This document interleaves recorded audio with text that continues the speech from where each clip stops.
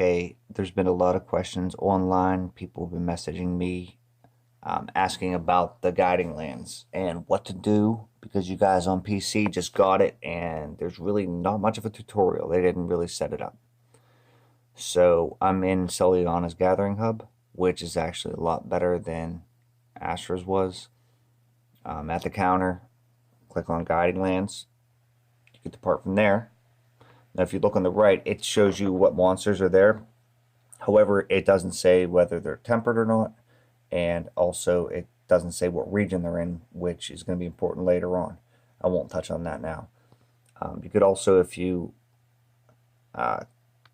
click to the right, you could see the second screen shows you what levels each region is, which is important, and the third screen shows you where your bone pals and your ore are, like where the levels are for that, which is also going to be important when you're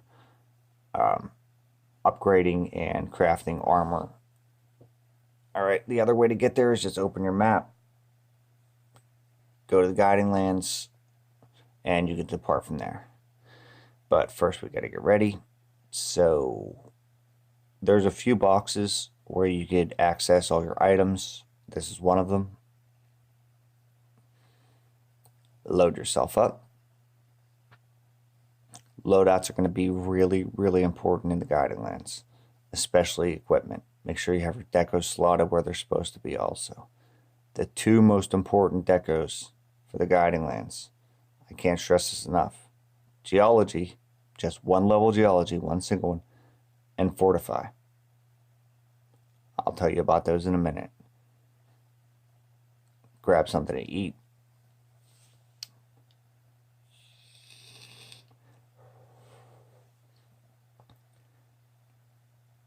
And finally go over and water the flowers. They actually put the Argosy, the harvest box, both of those are in the hub. Actually, they're at the same screen where I'm at right now. Also, you could adjust your Palico's equipment. You could look at all your bounties, the investigations part. Plus, they still kept the supplier there. All right, so depart. And away we go. Fast forward. So you touch down. There's only 2 camps in all the guiding lands, but you could reach any part within like a minute, minute and a half on a Raider ride, which I'll also tell you about in a minute. So there's only 2 sections with Grimalkins. One's there where I was just pointing, and the other's in the coral region, which is where my green dot is now. You only get one type of Grimalkin while you're there, though. It'll be either the first place that I showed you or the place where the green dot is now. However, you won't need to know that after you meet them for the first time and discover them, because they actually put in a way for you to just call them to you, which is pretty cool. You actually don't have to go and get them anymore. So exit out of there. And if you look at the bottom right of my screen, in a little item bar, the Tailraider Signal. When you click it, your Palico is going to put down a little smoke thing, and it's going to call a Grimalkin, and he's going to be riding some type of areas right on cue. Also, you have what's called a Raider Ride. This little green alligator looking thing. You click it, you call yourself a ride. When you go into the map, highlight a monster, get on, it'll do a little roar, and then it'll take you directly to whichever monster you are tracking. In this case, it's a Shrieking Legion. It's going to take me up to the tundra. Also, from the Raider Ride, you can, if you press your attack button, it'll launch you at the monster and you can mount them, which is pretty cool. But I'm going to let him go all the way up so you can see he'll make it all the way to the monster. And I'll launch myself right here.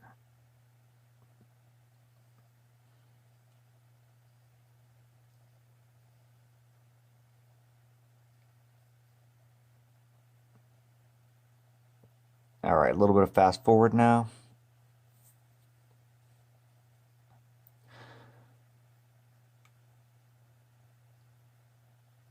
So you have to make sure that you close out whatever investigation you're on, whatever quest you're on in the Guiding Lands before you can before you can lure any monsters out.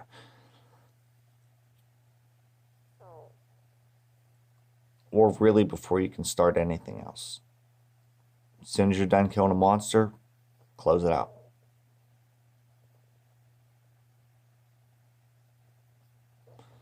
So I'm going to go after a Zinogre here. Oh, he disappeared. There's Teostra now.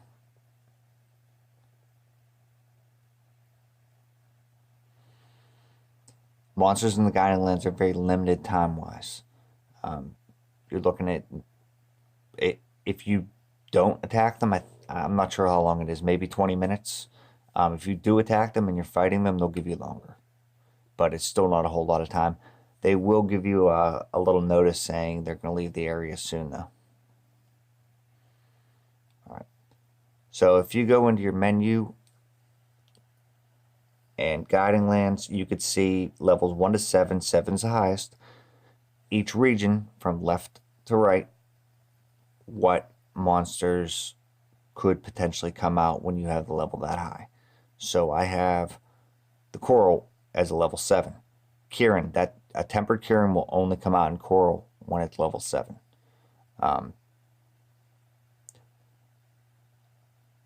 So let's say you need something for Kieran and you can only get it from a tempered. You got to get your Coral all the way up to level 7. Same with the Namiel. Get it all the way up to level 7. For the Forest region, Kushaldiora, level 7 tempered, only comes there. Alright, let's click Teostra.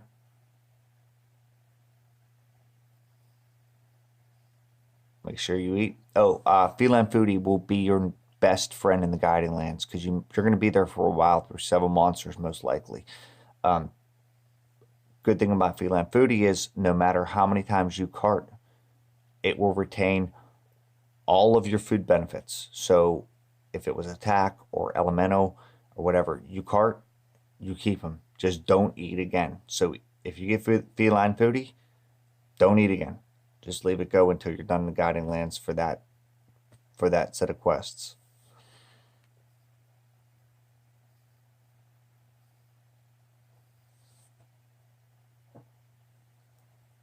And get a little eating going on. We'll head out, and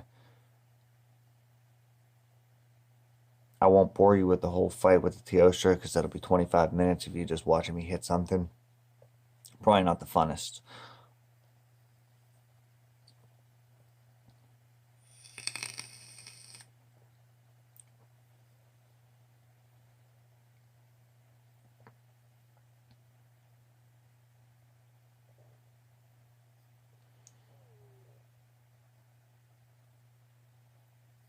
All right, and away we go.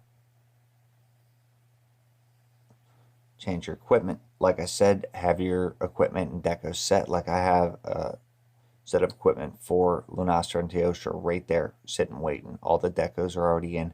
That way, if one pops up, I can just run in the camp, boom, change, and roll.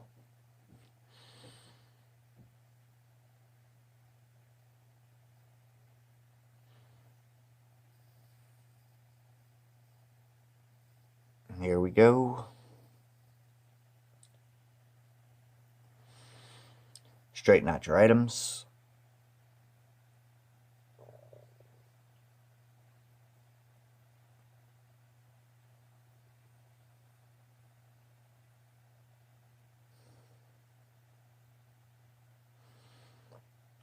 The reason why Geologist just one level is so important is because when you start knocking the little shiny things off the monsters, if you have one single level Geologist, instead of picking up a shiny one time, you could pick it up twice, which is going to be really important. The other thing I said, Fortify. Fortify will be your best friend. Because if you cart in the Guiding Lands or anywhere, it will add I believe it's 10% attack and 15% defense every time you cart, up to 2 times. Now, they actually changed it so after 50 minutes after the first time you cart, it'll go away and it won't come back until you leave the guiding lands and then come back again, which kind of sucks. They switched that a while ago. So here I'm going to jump at Teostra and I'll give you a fast forward. All right, he's dead. Now, if you look when I'm carving him, see the little Lunastra thing that pulled up on the top right, middle right, top right now? That's a token. That means if I go to the handler and I don't have any current quests, she'll call Lunastra out for me. You have to choose what area you called out from, though. You want to wait until your area is level 7 for that, because it'll be a tempered. That way you can get a great Spirit Vein gem. If you notice, I'm picking up 2 of each of these instead of just 1, because of that Geologist gem. The thing is a lifesaver. Alright, let me get back to camp.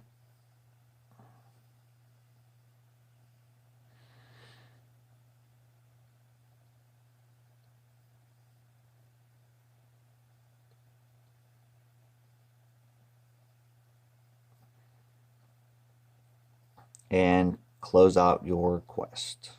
Make sure you do that every single time. It's really important.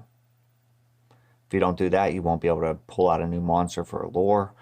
I don't think it affects how the monsters actually randomly arrive, but I wouldn't chance it anyway, just in case.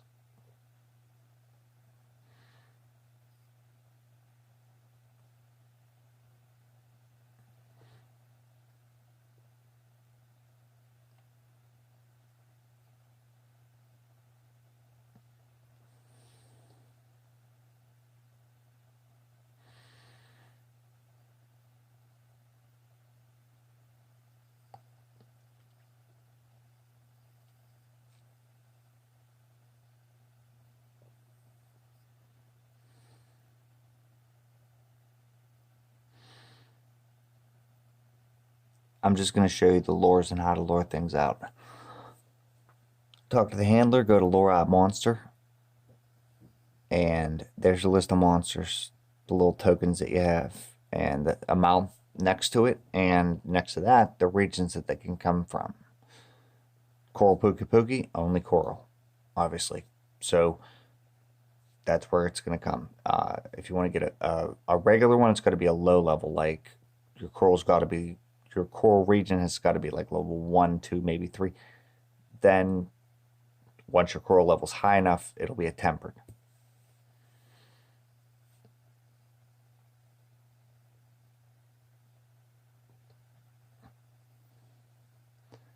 Alright, I'm just going to head back.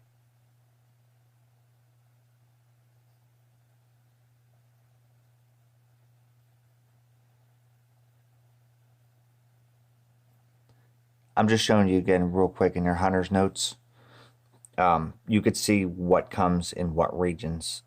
Like if you're level 2 in a coral region, this is the monsters you can get. If you're level 3 in a Wildspire Waste, it's a chart basically. That way you could plot, like let's say you need one specific bone or one specific gem or something like that. You could figure out exactly where you need your regions to be, and you could break bones and get tracks and everything in those regions to get them the way you want. Then you can go craft whatever the heck you want.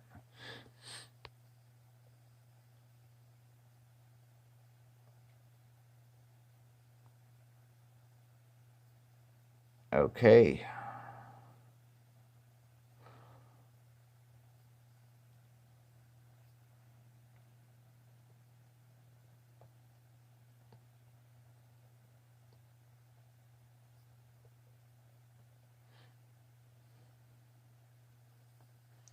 And here we are back to Celiana.